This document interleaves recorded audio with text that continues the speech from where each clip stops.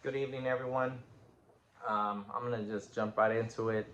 So on November 5th, 2016, I was involved in a really bad motorcycle wreck that could have easily ended my life if not for the motorcycle helmet that I had on that evening. Of course, I had on other, rider gears like my vest, my jacket. My jeans and my boots, but I can't emphasize how many times I heard the nurses and doctors tell me, man, if it wasn't for your helmet, dude, that's just the most important thing. That's the reason why you're here today. So, I think about it every once in a while, and the fact that I avoided all those major, mental and physical challenges that come from not wearing one during an accident. Uh, you know, I'm very grateful to be sharing this information with you guys. Um, so in order to get a better understanding uh, of this, we're gonna go ahead and look at the history of motorcycle helmets. We're gonna look at the at the outcomes and the statistics, some statistics of what comes from wearing one versus not wearing one. And last but not least, what someone should be looking for if they choose to buy one for themselves or for a loved one that rides.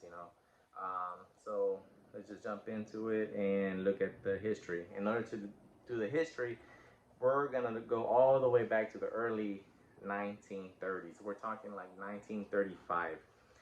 So in 1935, something great happened. Not great, but like bad, like in the sense of like, really bad.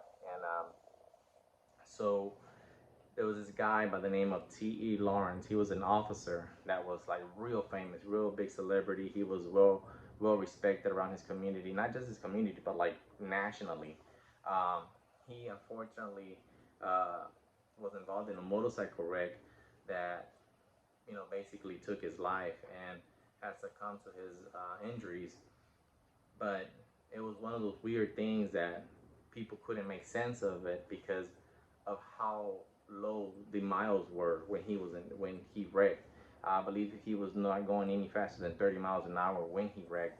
So when he catapulted off his bike, uh, people didn't think it was that big of a deal.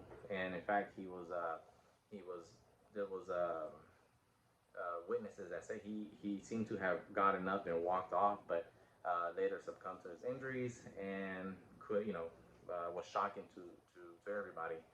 Um, from there on, there was talk about it, but there was still not like people really making any real changes or trying to create anything for it. But they just didn't know where to start.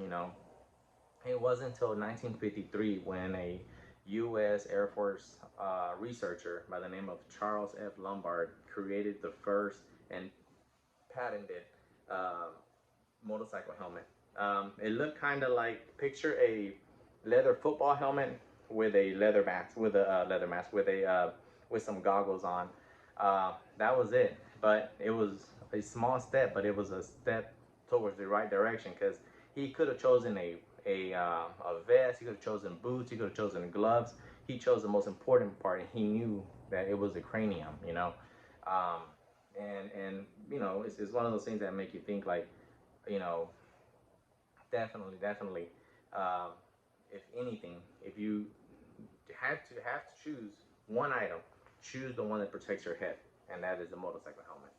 Um, so now that we know some history behind it, let's look at some statistics that come from the CDC and the TxDOT that compares riders between that don't wear them and versus the ones that do wear them during a motorcycle wreck.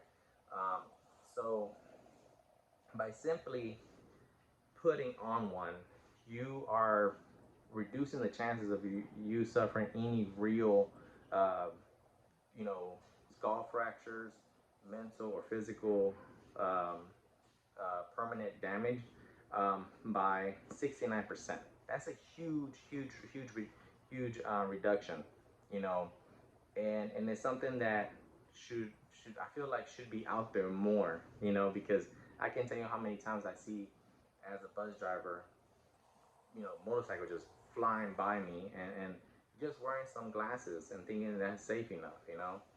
Um, and make it worse, here in Texas, we are the third leading state with the highest numbers of motorcyclists in the country. So, you know, we share the road with trucks. We share the road with, you know, all kinds of big old trucks here, and you know, there's motorcycles everywhere apparently, and definitely want, you know, to put that in people's mind, like, hey, the fact that you can save yourself that much or reduce your chances of you suffering any brain or skull fractures by that much, it should be illegal for you to drive without one, you know.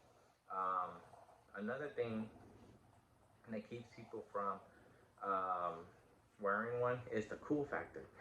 Some people don't think it's cool enough, or they think they're too cool to wear one, you know. But you know, think about this: the fact that the national treasure T.E. Lawrence passed away due to a motorcycle wreck that was less than 30 miles an hour should definitely put that in perspective, you know. And last but not least, what things you should look for? Look for things like material. One, the lighter the better, but you do pay high premium. And to see, and see if it's DOT approved, meaning that it meets the standard to prevent all kinds of major problems down the road if you do get involved in one, you know. And with that being said, guys, riding can be enjoyable, but always consider the dangers of riding. And I know that sometimes as riders we become complacent, but please, please don't get too complacent because it could be the difference between life and death. Thank you.